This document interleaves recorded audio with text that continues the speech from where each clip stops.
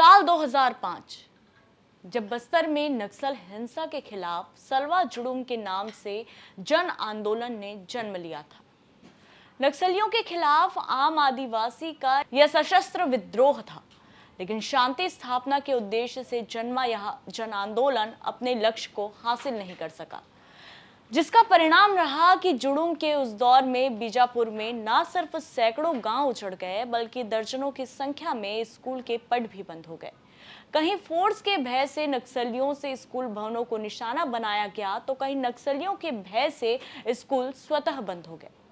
खैर, वक्त बदला, जुड़ूम का दौर बीता और परिस्थितियों ने करवट लेना शुरू किया। 2 दशक का लंबा इंतजार हुआ खत्म। देखिए छत्तीसगढ़ तक की ग्राउंड रिपोर्ट में कि आखिर घूर नक्सल प्रभावित कावंड गांव में कैसे और किन चुनौतियों को पार कर 2 दशक बाद बजी स्कूल की घंटी। बस्तर में नक्सलवाद के प्रादुर्भाव के बाद न सिर्फ बस्तर का विकास रुका, बल्कि यहाँ बच्चों से शिक्षा का अधिकार भी छिन गया। करीब 1.5 दशक पहले बस्तर में शांति बहाली के लिए सलवा जुड़ूम अभियान शुरू हुआ और इस दौरान बस्तर के कई सैकड़ों गांव नक्सल हिंसा के चलते वीरान हो गए हैं।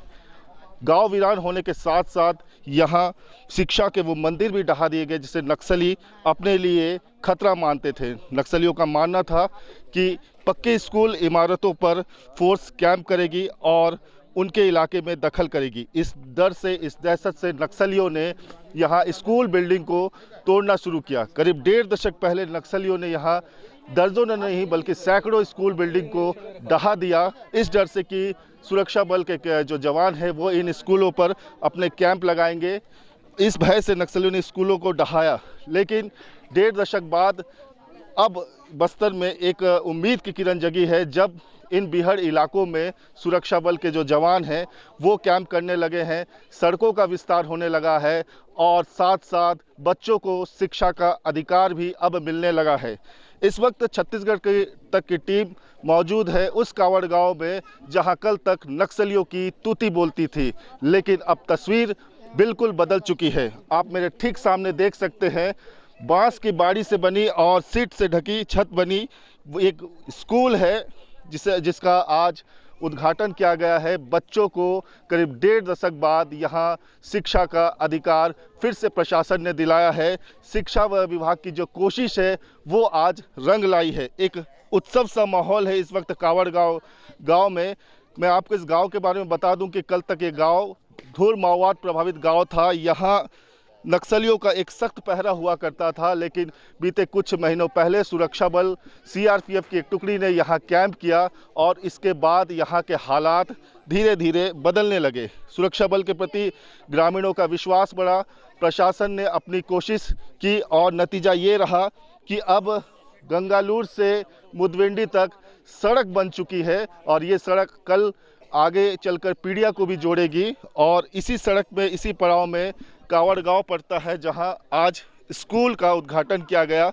हालांकि एक इंफ्रास्ट्रक्चर में स्कूल को खोला गया है, वैकल्पिक व्यवस्था में खोला गया है, लेकिन यहाँ के बच्चों के लिए ये जो स्कूल है एक बड़ी उम्मीद की किरण बनकर उभरी है, क्योंकि 1.5 दशक बाद यहाँ स्कूल की घंटी बजी है।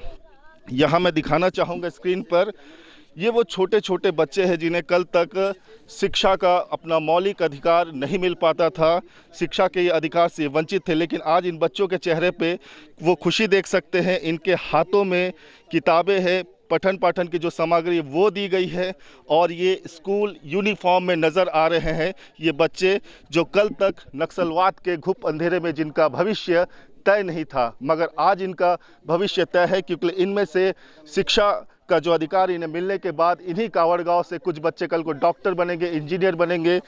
भावी जो पीढ़ी है, देश का जो कल है, वो सबरेगा। बच्चों के हाथ में आप देख सकते हैं स्कूल फिर चले अभियान, स्कूल वेंडे वर्राट पंडुम।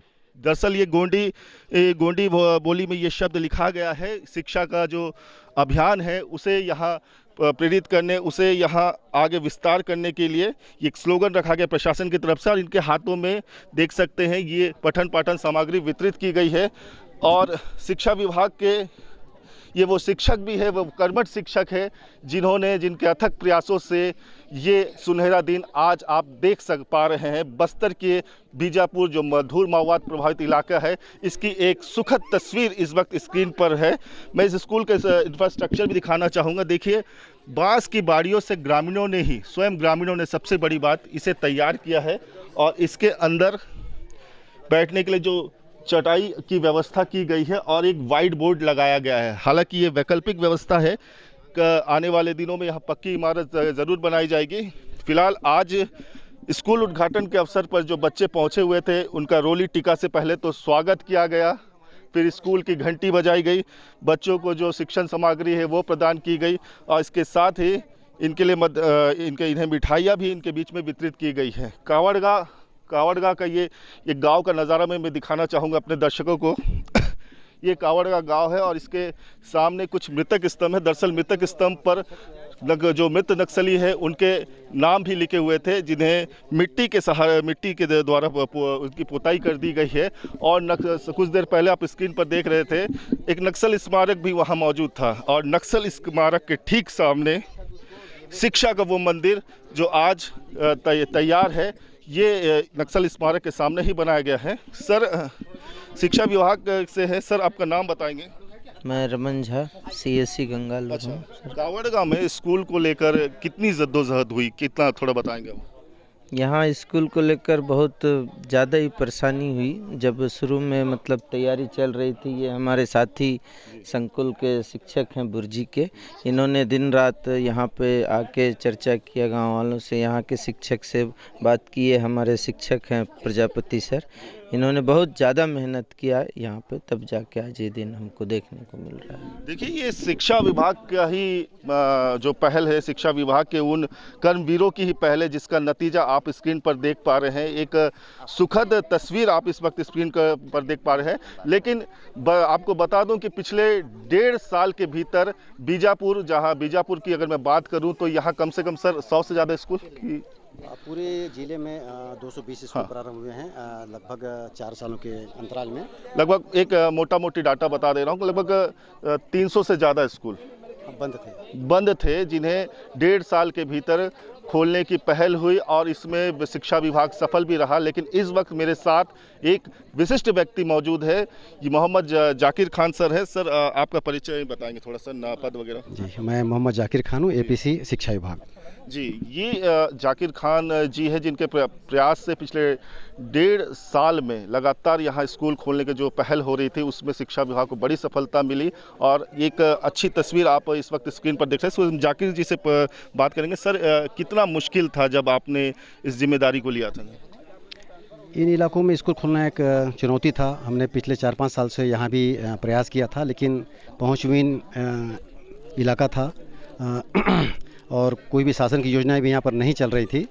इस समय पहुँचना थोड़ा आसान हुआ क्योंकि नियत नीला किचन शेड बनाएंगे। किचन शेड जो बनाएंगे वो थोड़ा इससे बेहतर होगा और किचन शेड के बाद जो है नेक्स्ट स्टेप में जो है एक जो है प्रॉपर स्कूल की बिल्डिंग बनेगी और जो किचन शेड जो रहेगा जिसका इस्तेमाल किया जाता है पढ़ाई के लिए वर्तमान में, वो किचन शेड में तब्दील हो जाएगा। सर, आप कुछ दोना पत्तल में सर बोलते खा रहे सर, क्या है सर, थोड़ा बताएंगे सर? नहीं, ये क्या है कि मध्याह्न भोजन है, तो हम लोग ये देखते हैं कि मध्याह्न भोजन का आप ये हमारा मेनू देखिए तो हमको भी देखना पड़ता है कि जो मध्याह्न भोजन जो है दिया जा रहा है उसकी क्वालिटी और क्वांटिटी क्या है जो हम बच्चों को दे रहे हैं। हम ये पूरी कोशिश कर रहे हैं और इसके लिए सक्षम व्यवस्था की है कि उनको जो है सुपौष्टिक और सुमात्रा में जो है उनको भोजन मिले और इसका समय समय चेक किया जाएगा और जिससे जो बच्चों का मानसिक और शारीरिक विकास हो। यहाँ जो है कुपोषण की भी एक समस्या है क्योंकि पिछले कुछ वर्षों से जो है ये क्षेत्र जो अछूता रहा है, इसलिए जो है बालवाड़ी या सुपोषण के अभियान से इस क्षेत्र को वंचित रखा गया है।